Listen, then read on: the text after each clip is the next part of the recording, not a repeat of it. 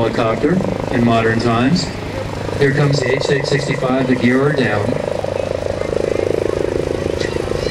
Powered by 2 gas turbine or jet engines, made in France.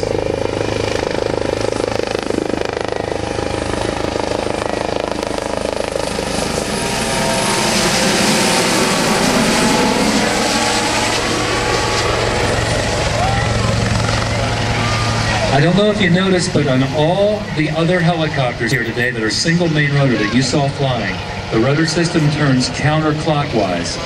This being a French aircraft, the main rotor system turns clockwise.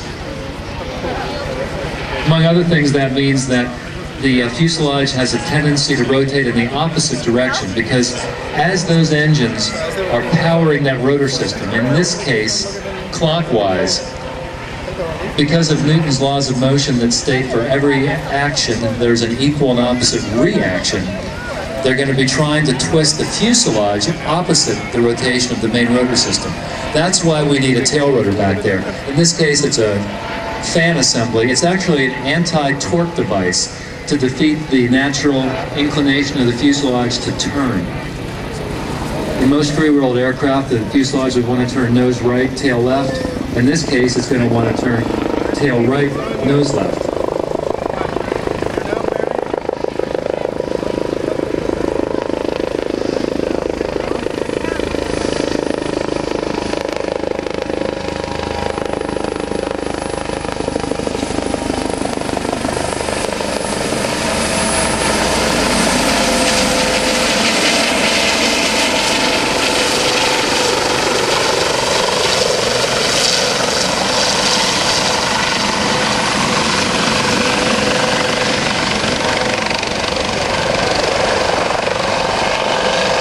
The Coast Guard is considered a part of naval aviation. Coast Guard pilots train with Navy and Marine pilots, and now Air Force pilots down in Pensacola, Florida, Whiting Field. Looks like they're setting up for hoist. Notice the very stable hover they're able to maintain. These aircraft go out at night in miserable weather, sometimes 100 miles out to sea. This is your line of defense if you have a boating accident. Many rescues are accomplished every year by the Coast Guard using this aircraft. This really is the backbone of the Coast Guard rescue fleet. They also use the larger H-60 helicopter for all Coast Guard operations. But for 30 years, the Dauphin's been the primary rescue aircraft of the U.S. Coast Guard. See the basket coming to the door. I'll be lowering the basket momentarily.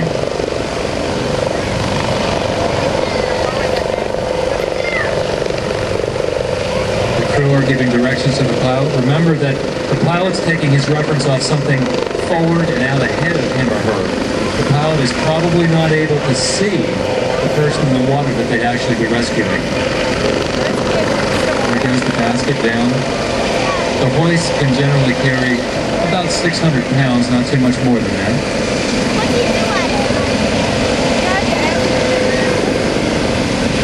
The Coast Guard notes that nationally, 8 out of 10 boaters who drown in U.S. waters were not wearing life jackets.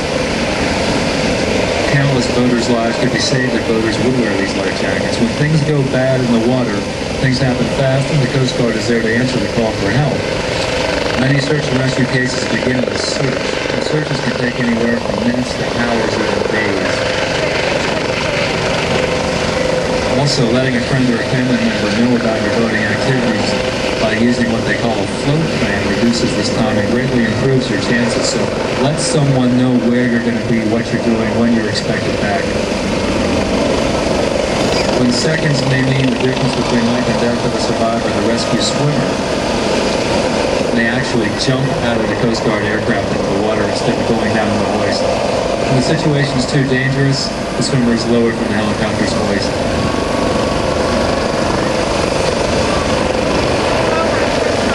Once the swimmer is in the water, the helicopters move back to bring the swimmer and survivor back in view of the pilot. Normally all hoists are completed with the pilot actually unable to see the survivor, as we said. Now this is interesting. The swimmer, a highly trained Coast Guard member, capable of overcoming tremendously grueling conditions, is also trained as an EMT. He's also got or her medical training.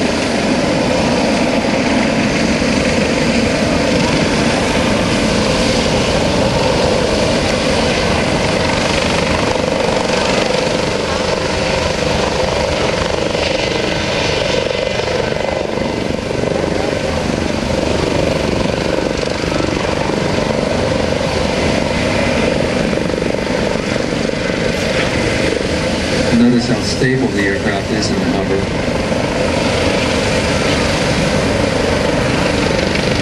In an aircraft this big, a lot of static electricity is generated. In a larger aircraft, you can actually see a spark from the basket or from the hoist when contact with the ground is made. So a rescue swimmer and our pretend rescued person being hoisted up. Helps to draw the basket into the aircraft. At this point, they would start to determine what aid the person would require. The pilot's already got a course charted for wherever he needs to go, likely to a hospital. 2-pilot crew.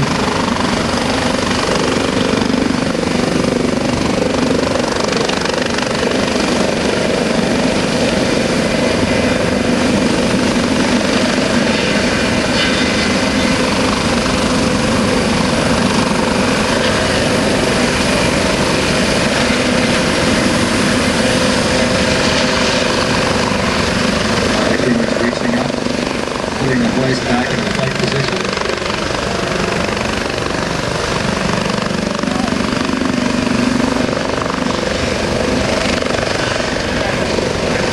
And off they go.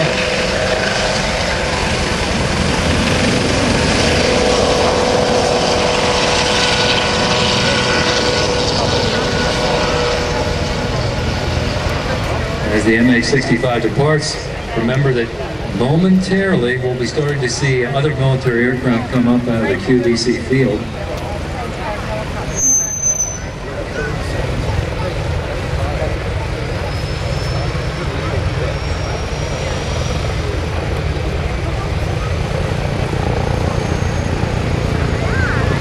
The HH-65 going back on a high-speed pass. Notice the gear are up.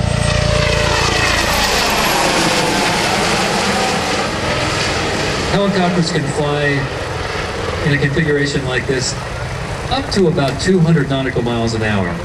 Faster than that, and they get into a condition called retreating blade stall, so that old Airwolf story doesn't quite pan out.